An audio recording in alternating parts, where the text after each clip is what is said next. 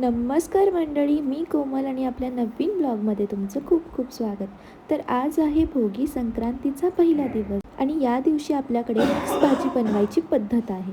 त्यामुळं मी असं आधीच ठरवलं होतं की मी ही भाजी आज चुलीवरती बनवणार आहे. सोबत बाजरीची भाकरी, मेथीची भाजी, राळ्याचा भात, दही, गाजर आणि तसंच आपला ओला कांदा, हे कॉम्बिनेशन अगदी भारी आहे.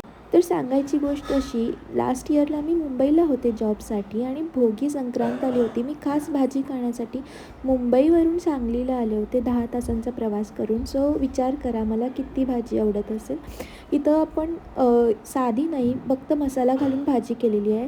कांदा, टोमॅटो, खोबरं, त्यानंतर मिरची, कोथिंबीर, आलं, लसूण सगळ्यांना भाजून घेतलं, त्यांचं वाटण केलं आणि तेलामध्ये मसाला परतून घेऊन त्यामध्ये लाल मिरची पावडर, सगळे मसाले घातले आणि भाज्या घातल्या धुवून घेतलेल्या. ह्या शिजवून घेतलेल्या नाही आहेत. आपण यामध्ये थोडंसं पाणी घालायचं आणि मस्त अशा शिजवून घ्यायच्या.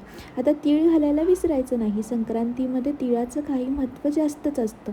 बघू शकता आपली भाजी किती सुंदर दिसते आहे. पण इथं माझं इतकं बेकार हाल झाले होते म्हणून सांगू, कारण चूल ही पेटत नव्हती आणि भाकरीचा हा माझा पहिलाच अनुभव होता. मला इतकं येत नाही. 9 to 5 जॉब करत असल्यामुळे मला तसा वेळ भेटतच नाही. पण आज म्हटलं आपण ट्राय मारू, थोडंसं वेळ काढू आणि आपले सणसुद्धा साजरे करू. वर्क फ्रॉम होम असल्यामुळे ह्या गोष्टी नक्कीच शक्य होतात.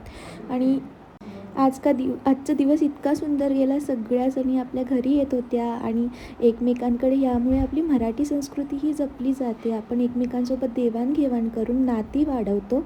हळदी कुंकवाचा सण हा आपला आता साजरा केला जातो आणि असंच खेळीमेळीचं वातावरण राहतं. त्यामुळं मराठी संस्कृतीतल्या आपल्या या सणांमुळे आपल्यामध्ये एकी वाढते. हे खरंच नक्कीच खरं आहे.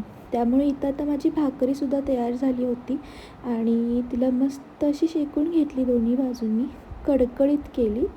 जो काही 1 तासाचा लंच ब्रेक भेटला होता त्यामध्ये हे मी काम करून घेतलं होतं आणि मला चुलीवरती स्वयंपाक करायची फारच मोठी हौस आहे.